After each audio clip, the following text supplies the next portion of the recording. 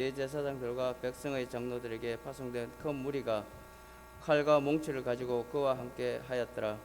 예수를 파는 자가 그들에게 군우를 짜 이르되 내가 입맞추는 자가 그이니 그를 잡으라 한지라. 곧 예수께 나와 납비여 안녕하시옵니까 하고 입을 맞추니 예수께서 이르시되 친구여 내가 무엇을 하려고 왔는지 행하라 하신대 이에 그들이 나와 예수께 손을 대어 잡는지라. 예수와 함께 있던 자 중 하나가 손을 펴 칼을 빼어 대제사장의 종을 쳐 그 귀를 떨어뜨리니 이에 예수께서 이르시되 내 칼을 도로 칼집에 꽂으라. 칼을 가지는 자는 다 칼로 망하느니라. 너는 내가 내 아버지께 구하여 지금 12군단 더 되는 천사를 보내시게 할 수 없는 줄 아느냐. 내가 만일 그렇게 하면 이런 일이 있으리라 한 성경이 어떻게 이루어지겠느냐 하시더라. 그때 예수께서 무리에게 말씀하시되 너희가 강도를 잡는 것 같이 칼과 몽치를 가지고 나를 잡으러 왔느냐. 내가 날마다 성전에 앉아 가르쳤으되 너희가 나를 잡지 아니하였도다. 그러나 이렇게 된 것은 다 선지자들의 글을 이루려 함이니라 하시더라. 이에 제자들이 다 예수를 버리고 도망하니라.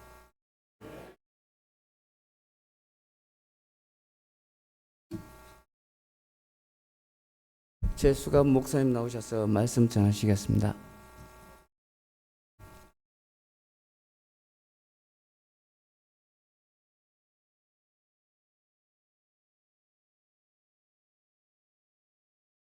할렐루야.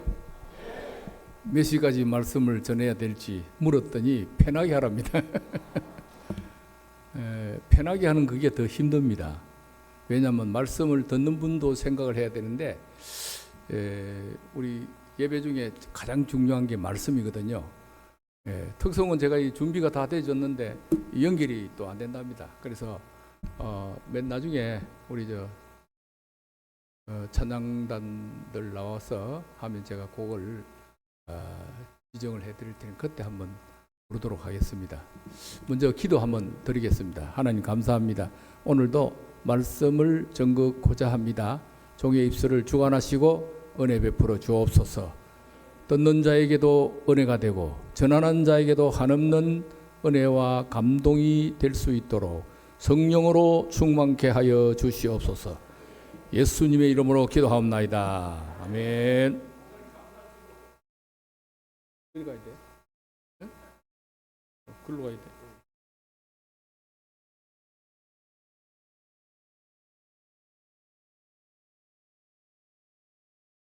이 자리가 설교 자리인데.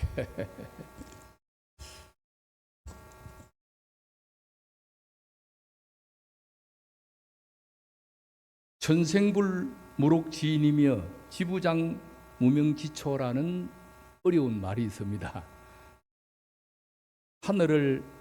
하늘은 복록이 없는 사람을 낳지를 않는다. 하늘은 사람을 낳는데 그 사람이 복을 누릴 수 있도록 그렇게 하도록 하늘은 그렇게 사람을 낳는다 이 말이고요. 그 다음에 또 하나는 땅은 명분 없는 풀을 기르지 않는다. 이 말은 초목에는 그들만의 특유한 생명의 의미를 가지고 있다는 말이 됩니다. 그래서 초목 하나도 필요 없는 초목이 없고 다 의미가 있다 그런 말이죠. 사람은 하나님께서 창조하실 때 축복의 사람으로 만들어주셨습니다. 너는 복이 되어라. 복의 근원이 되어라. 너는 축복의 사람이 되어라. 항상 우리에게는 하나님께서 사람으로서 할 수 있는 최고의 행복의 삶을 누릴 수 있도록 그렇게 창조하셨다는 말입니다. 믿으시기 바랍니다. 그러니까 한 사람 모두가 다 하나님께서 창조하신 창조의 의미가 있기 때문에 우리는 사람을 보면서 낮게 평가하거나 또 그 사람에 대해서 너무 그렇게 아주 형편없는 사람으로 그렇게 말해서는 안 되고 하나님께서 만드신 모든 사람들은 가장 근본적으로 하나님께서 그렇게 만드신 의미가 있다. 심지어 심지어 소경에게도 예수님, 이 소경이 이렇게 된 것은 무슨 죄 때문입니까? 부모 죄 때문입니까? 자기 죄 때문입니까? 그렇게 물었을 때 예수님께서 부모의 죄도 아니고 그 자신의 죄도 아니고 그 사람을 통해서 하나님이 하시는 일을 나타내고자 한다. 오늘 저와 여러분들이 하나님이 만드신 작품이기 때문에 정말 하나님이 나를 통해서 무엇을 하시려고 할까? 그것을 생각하면 되는 거예요. 그러면 사람에게 가장 불행한 말은 무슨 말이고 또 사람에게 가장 축복된 말은 무슨 말일까? 사람에게 가장 불행한 말은 당신은 사람 노릇을 제대로 못하니까 태어나지 말았어야 해. 그 말이 가장 불행한 말이에요. 태어나도 아무런 가치가 없고 쓸모가 없는 사람이란 그런 비난이나 그런 말을 들을 때 그 사람은 견딜 수 없는 고통을 느끼게 될 거예요. 가장 좋은 말이 무엇일까? 당신은 행복한 하나님의 사람이야. 당신을 통해서 하나님이 하실 일이 있어. 염려하지 마. 악심하지 마. 분명히 하나님께서 당신을 통해 하실 일이 있을 거야. 힘을 내! 라고 했을 때 그 사람은 어떤 환경에 빠져 있든지 힘을 낼 수가 있을 것입니다. 오늘 가룟 유다와 독일의 히틀러 같은 사람들에게는 예수님은 가룟 유다에게 저가 차라리 태어나지 않았으면 좋았을 걸. 태어나지 않았으면 히틀러는 뭡니까? 수많은 사람들의 생명을 앗아간 독재자니까 역시 그에게도 그런 말이 통하지 않을까 이런 생각을 해봅니다. 그래서 우리는 자신에게 한번 질문을 해봐야 됩니다. 받아합시다. 나는 하나님과 사람에게 사랑받기 위해 태어난 사람이다. 태어난 사람이다. 이건 내가 하는 말이고 태어난 사람일까? 이것은 나에게 물음표를 던져야 됩니다. 과연 나는 다른 사람으로부터 사랑받는 사람일까? 사랑받기 위해서 태어난 사람일까? 한번 질문을 해봐야 된다 그 말이에요. 그러면 우리 자신들이 해야 할 사명을 깨닫고 이 사명을 위해서 앞을 향해서 열심히 달려가는 사람들이 있는가 하면 이런 사명이 없는 사람들은 오늘도 내일도 올해도 내년도 희망이 없고 힘이 없어요. 살아가는 용기가 없어요. 그래서 우리 찬송 가운데 참 좋은 찬송이 있어요. 당신은 사랑받기 위해 태어난 사람, 지금도 그 사랑 받고 있지요. 우리 여러분들 옆에 분들에게 당신은 사랑받기 위해 태어난 사람이라고 한번 노래 불러줍시다. 시작. 당신은 사랑받기 위해 태어난 사람, 지금도 그 사랑 받고 있지요. 할렐루야.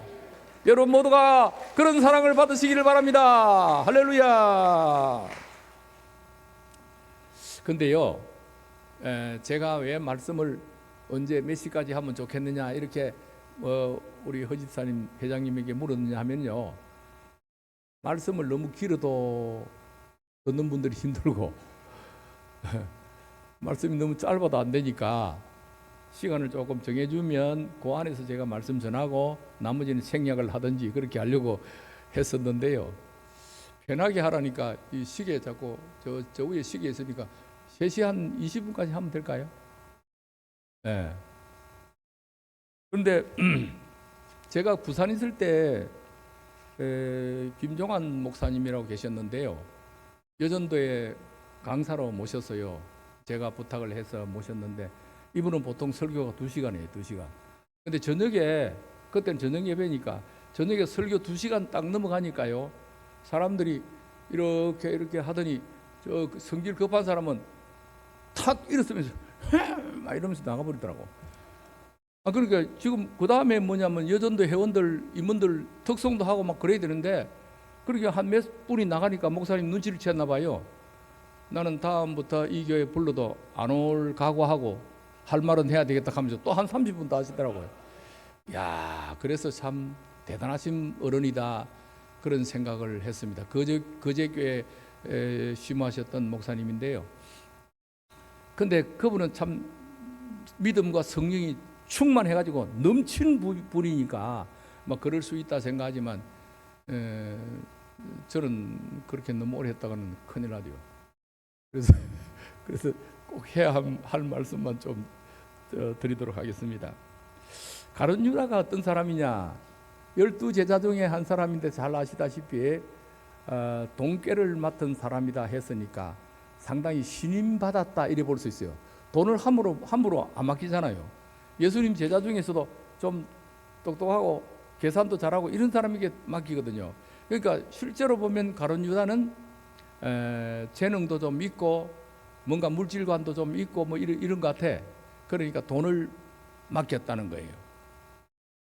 그러니까 돈괴를 맡았다고 했으니까 상당히 중요한 일을 맡았다고 볼 수 있습니다. 하나님의 교회에서 중요한 직책을 맡고 일하는 분들일수록 조심해야 될 부분이 바로 이 돈 문제가 아닌가 생각이 되거든요. 그런 것 때문에 중도에서 탈락하고 참 창피를 당하고 이런 분들이 상당히 많은데, 이 돈꾀를 맡았다 하는 이게 어떤 시초가 됐어요.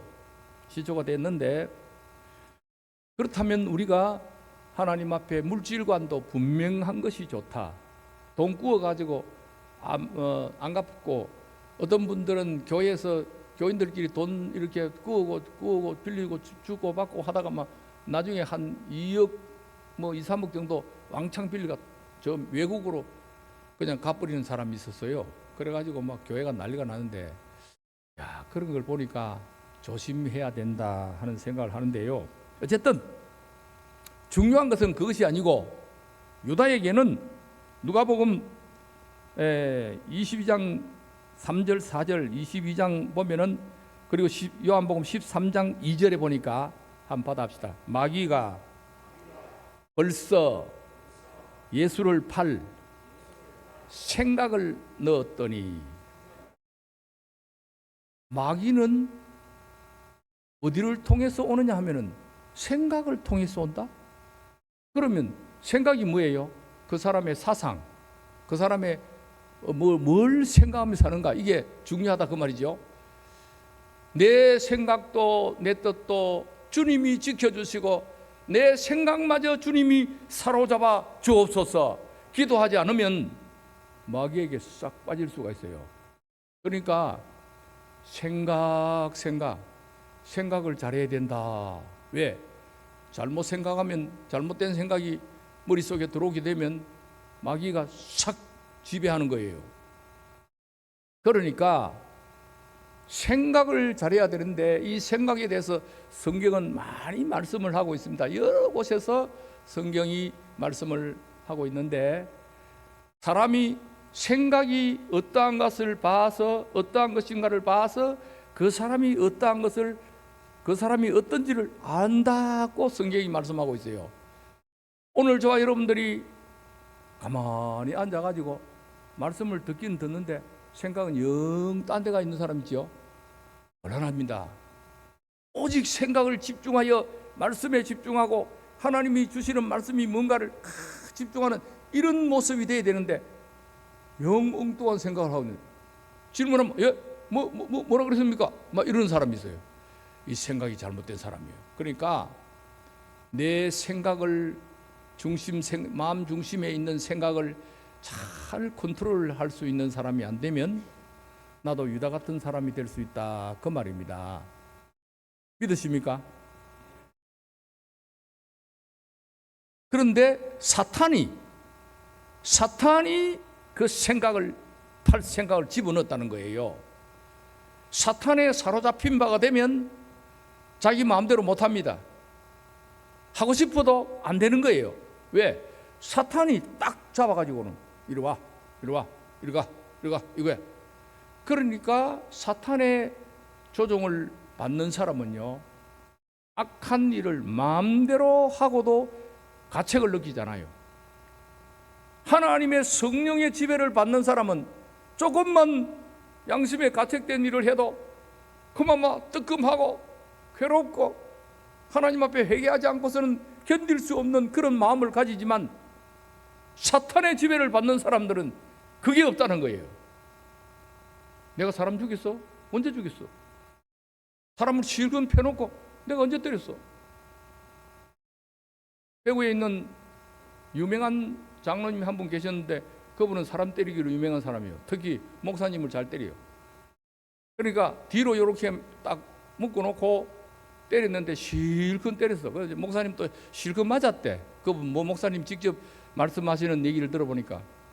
그래 이제 다 맞고 난 다음에 그랬대요. 장로님 다 때렸습니까? 그러니까 다 때렸다는 거예요. 그런데 하나 물어봅시다. 장로가 목사를 이렇게 두드려 패도 되는 겁니까? 이렇게 하니까, 내가 언제 때렸노? 내가 언제 때렸노? 증거 있나? 증거 대봐. 이렇게 얘기한다는 거예요. 그래서 사람은 참 여러 유형의 사람이 있구나, 이런 생각을 해보는데요. 자기가 한 일을 자신이 모른다고 하면 이거 어떻게 해야 됩니까? 그래서 우리는 하나님의 영으로 인도함을 받는 사람이 하나님의 사람인 줄로 믿으시기 바랍니다. 사탄의 지배를 받는 사람은 어떤 사람? 마귀의 조종을 받아가지고 그건 하나님의 사람이 아니에요. 하나님의 사람이 아니에요. 마태복음 26장 17절에서 25절에 보니까 최후의 만찬 때 주님은 너희 중에 한 사람이 나를 팔리라, 그렇게 말씀했어요. 그러니까 제자들이요 얘기합니다. 예수님, 접니까? 혹시 접니까? 겁이 나니까 묻는 거예요. 묻습니다, 다. 그런데 가룟 유다가 물었는지 안 물었는지 아시겠습니까?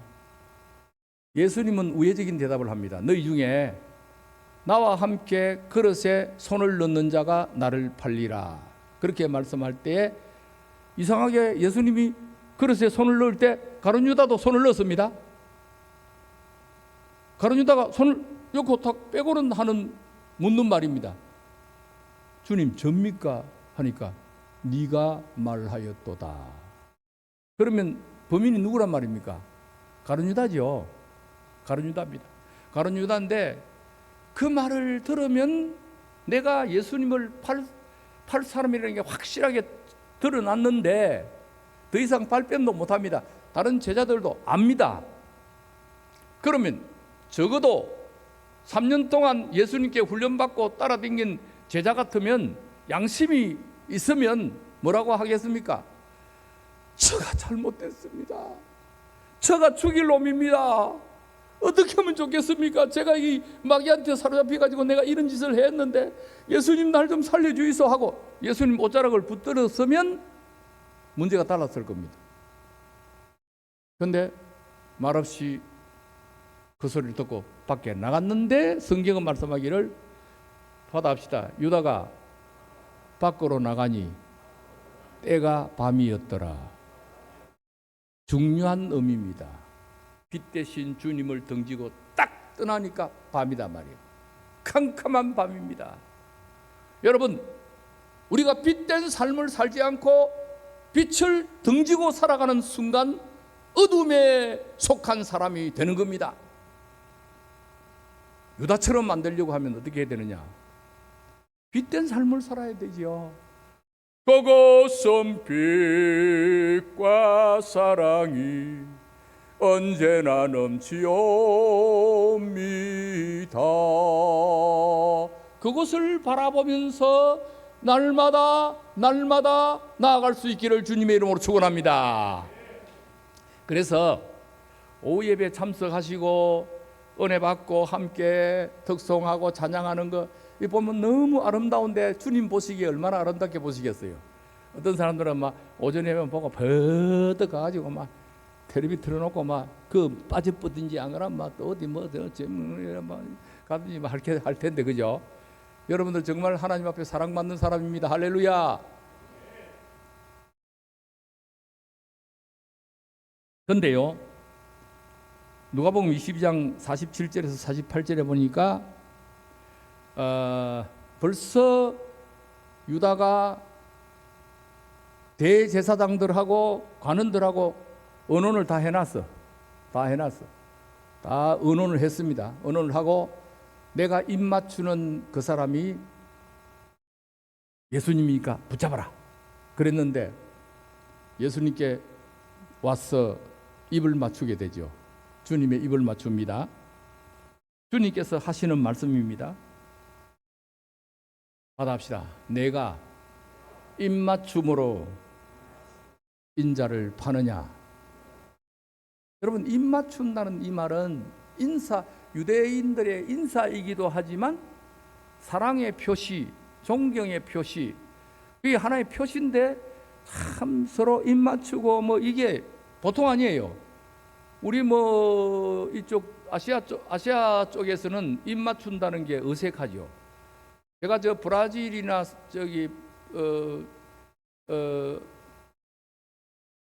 브라질 상파울로에서 그 다음에 또 아르헨티나에 갔는데요. 거기 이제 가서 이제 설교를 하러 가는데 설교하고 내려오니까 사람들이 갑자기 포옹을 허그를 하려고 그래요. 근데 이제 선교사님이 얘기하더라고요. 허그하면 그냥 자연스럽게 해가 있으면 우리 볼 이쪽 볼에 봤다가 저쪽 볼에 뭐 한다는 거예요. 그래서 뭐 익숙하지 않으니까. 그래 와서 허그를 하는데 이쪽 볼에 하는데 나도 이렇게 같이 가고 이게 잘 안 되더라고요. 왼쪽부터 가고 오른쪽으로 가고 뭐 이게 있는데 그게 처음 하니까 안 되더라고요. 근데 생활화돼 있어요. 그분들에게는 생활화돼 있어. 인사하는 거, 그저 사랑하고 좋아한다는 이 표시를 하는 게 생활화돼 있어요. 그런데 사랑과 존경의 표시인 입맞춤이 파렴치한 배반의 도구로 사용되었다는 것을 우리가 생각을 해 볼 수가 있습니다. 겉으로는 사랑과 존경의 표시와 말을 할 수 있지만 속으로 정말 내가 사랑과 존경을 하는 마음을 가지고 있느냐, 이게 중요한 거예요. 사람들은 보통 그렇게 하죠. 아이고 사랑합니다, 정말 훌륭하고 존경합니다 하지만 그 사람 속을 알 수가 없어. 정말 알 수가 없는 게 사람 속이에요. 돌아서서는 욕을 하는 사람들이 많거든요. 이런 거 저런 것도 모르는 사람은 어쩔 수가 없지만은 그래도 사람을 만날 때마다 그 사람이 과연 나에게 어떤 관심과 사랑을 가지고 있을까 한 번 정도는 생각을 해봐야 돼요. 겉으로 막 익하니까 막 좋아하는 줄 알고 그러면요 이 인간관계를 잘 할 수가 없어요. 그러니까 사람과의 관계도 서로를 인식을 하고 이해하고 내가 마음에 없는 말 하는 거 좀 그렇잖아요. 그죠? 참 표시도 하고 이렇게 하지만 내 마음속에 진정으로 그 사람에 대한 존경과 사랑이 있느냐, 이걸 잘 생각을 해야 된다 그 말이죠. 그렇다면 우리가 유다처럼 되지 않으려고 하면 진심이 중요한 겁니다. 진실이 중요한 겁니다. 그래서 예수님 말씀하실 때마다 내가 진실로 너희에게 이르노니 그런 말씀을 하셨어요. 우리가 주님을 섬길 때 진심으로 In my heart Lord, I want to be a Christian. 정말 진심으로, 이게 중요하다고 말이에요.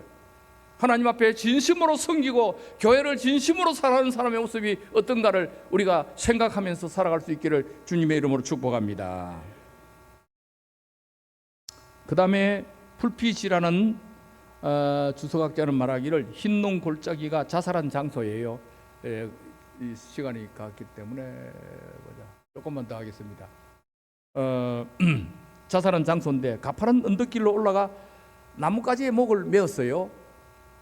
그런데 그 가지가 시체 무게를 이기지 못해가지고 부러졌어요. 그러니까 시체가 밑에 떨어졌는데, 그게 뭐냐면 바위 위에 떨어졌는데 그 바위 위에서 뼈가 터지고 창자가 터져 죽었다. 그렇게 주석을 하고 있습니다. 물론 이것은 스가랴 11장 12절에서 13절의 예언이 성취가 된 것이라고 그렇게 기록하고 있습니다. 사도행전 1장 18절에 보면 곤두박질하여 배가 터져 창자가 흘러나와 죽었다, 이렇게 말씀하고 있어요. 여러분 받아합시다. 죽어도 잘 죽어야 합니다. 여러분 나이가 들수록요, 저도 70이 넘고 나니까 그때부터 좀 철이 좀 들기 시작한데, 하나님이 너무 철이 안 들니까 제가 높은 데서 떨어져 버렸어요. 떨어져가 팔이 부러져 버렸어요. 이게 팔이 두 번째 부러진 곳인데, 근데 이게 철이 지금 박혀 있습니다. 그래서 제가 이제 다른 사람들한테 인사할 때 그럽니다. 하나님께서 내가 너무 철이 없으니까 이 철을 집어여 놨다고, 내 좀 이제 철 좀 들었다고 내 그럽니다. 그러는데요, 사실 그런 것 같아요. 철이 없었어요. 다른 사람 무시하는 것처럼 제가 똑똑한 줄 알고 뭐 그랬는데, 제 똑똑한 거 아무것도 없더라고. 보니까 우리 사모여 있지만요, 내 잘못하면 구살이 들어요. 이것도 잘못한다, 저것도 잘못한다, 바로 해라, 똑바로 해라, 이거 듣기 때문에 아 맞다, 내가 철이 없었구나, 그런 생각을 해요. 받아합시다. 나는 참 철없는 남자다. 받아합시다. 나는 참 철없는 여자다. 다 포함되는 거예요. 우리 모두가 남녀니까 다 철없는 남자요 철없는 여자였음을 아시기 바랍니다.